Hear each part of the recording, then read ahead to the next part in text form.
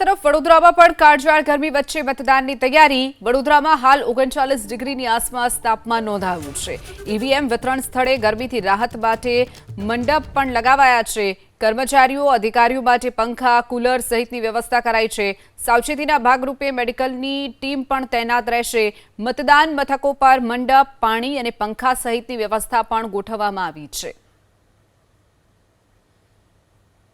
વડોદરા મહાનગરપાલિકાની સામાન્ય ચૂંટણી અને તે માટેની તડામાર તૈયારીઓ, પરંતુ સવાલ અહીંયા એ થઈ રહ્યો છે કે જે ગરમીનો પારો આજે વડોદરાની અંદર આગળ વધી અને 43 ડિગ્રી સુધી પહોંચવાનો છે। જે પણ કર્મચારીઓ આવ્યા છે, જેમની પોલિંગ બૂથ ઉપર તેમણે સામગ્રી લઈને પહોંચવાનું છે, અત્યારે ઈવીએમ મશીન સહિતની તમામ સામગ્રી આપવામાં આવી રહી છે। કાળઝાળ ગરમી છે, પરંતુ તંત્રએ પણ અહીંયા યોગ્ય વ્યવસ્થાઓ કરી છે।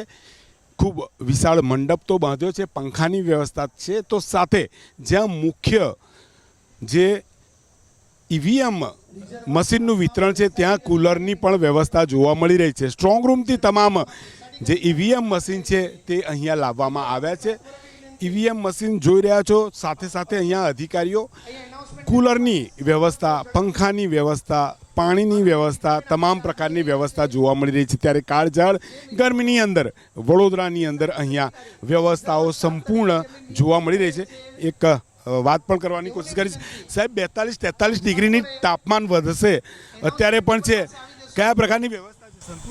संतुष्ट છીએ एकदम બહુ સારી વ્યવસ્થા છે। કુલરની વ્યવસ્થા છે, પંખાની વ્યવસ્થા છે, ઠંડા પાણીની વ્યવસ્થા છે, ઠંડા પાણીની વ્યવસ્થા પણ સારી કરેલી છે। શું કહેશો સાહેબ?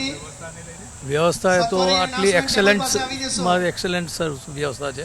પાછળ કુલર છે, પંખા છે, પાણી છે, બેઠક વ્યવસ્થા છે, બધાને મંડપ બાંધેલો છે, મંડપમાં પંખા પણ છે, બધી સુવિધા કરેલી છે દરેક જગ્યાએ। કોઈ જગ્યાએ એવું લાગે નહીં કે તમને ગરમીનું વાતાવરણ હશે। કોઈ જગ્યાએ એવું ફિલિંગ નહીં થાય કે ગરમી હાવી થઈ રહી છે। ગરમી જરૂર છે।